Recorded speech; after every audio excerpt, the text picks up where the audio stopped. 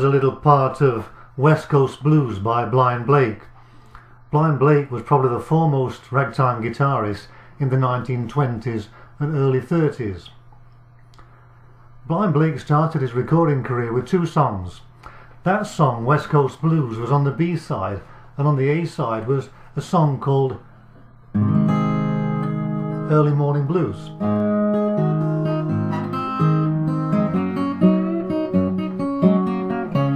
Much slower,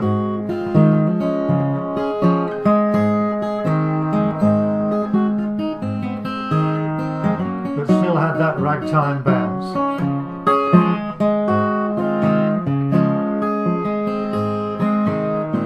Early one morning, my baby made me sore.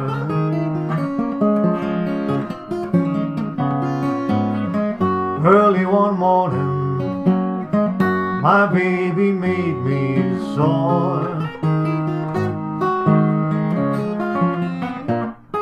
I'm going away to leave you, I ain't a coming back no more.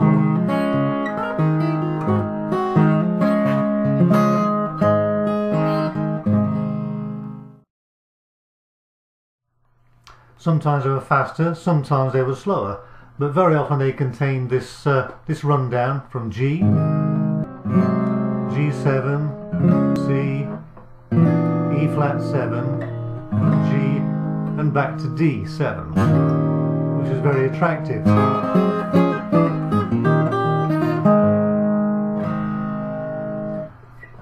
But with a man like Blake, who always wanted to push the boundaries and do something very exciting, and play music that was perhaps difficult for other musicians to play, he was always looking for new ways to present his music. But the problem is, when you start your career with a piece like West Coast Blues, where do you go from there? How do you improve on that? For example, in West Coast Blues, instead of just playing an alternating bass, you can hear that he's doing something special with the basses. He's doubling up, or he's rolling his thumb across two basses. This is what it looks like in slow motion with a piece of tablature for you to try. We'll take a look now at Blind Blake's thumb roll in some detail. Please remember that I'm using a cap on the first fret, as is my habit. Take it easy and have fun.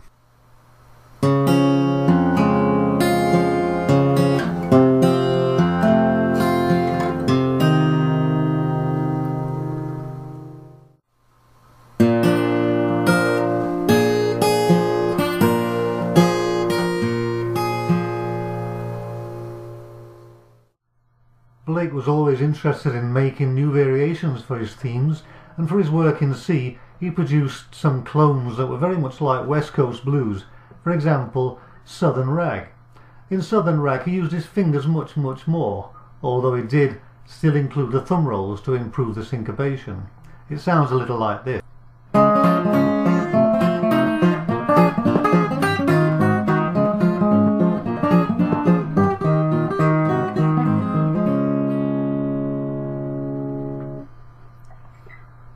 Take a look at the tablature and my hands in slow motion and have a go yourself. Have fun.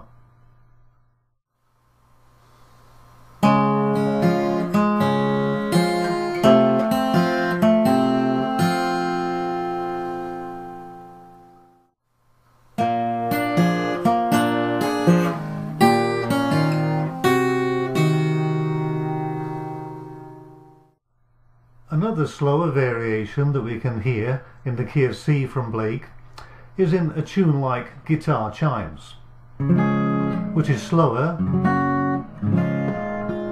It doesn't feel as slick or as fast, but in fact it's nearly 4 minutes long, and it's varied. Each section is different from the last one, so although it's not too difficult to play, it's difficult to keep everything in place and to memorize it all the way through.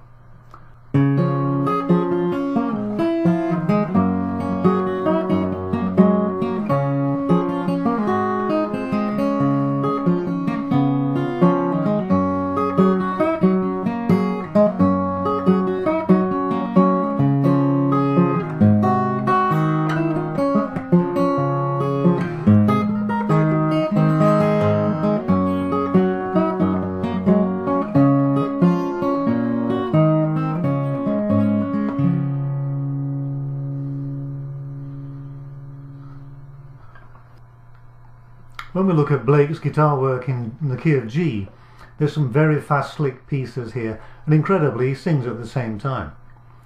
But when you've already started your career with something like West Coast Blues and you're already the foremost ragtime guitar player around, what do you do? How do you change things? How do you improve on your playing? One of the things that Blake started to do was to experiment with the timing of his basses, like in with this song called Wilson Down.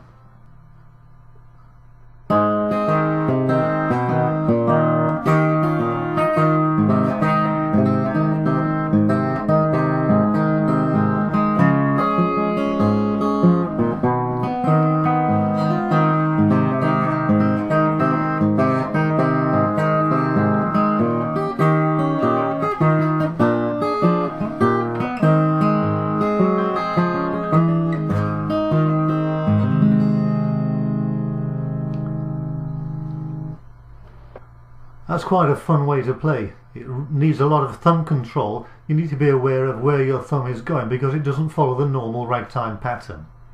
Take a look at this.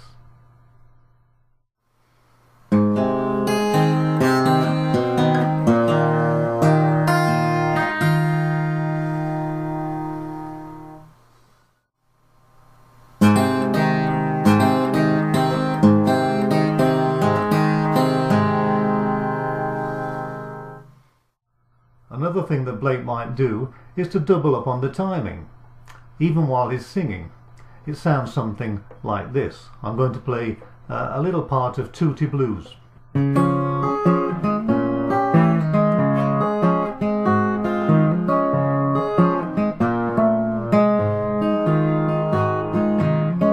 Now let me tell you what sweet Miss Tootie will do. Take all your money and she'll spend the night with you. I'm wild about my Tootie, the only thing I crave.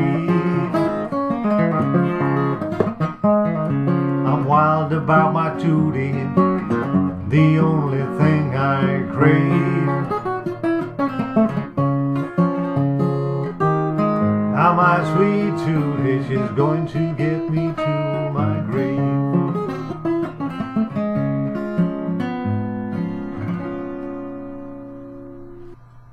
I hope you've enjoyed this short video looking at the tips and tricks of Blind Blake and how he produced that wonderful syncopated music.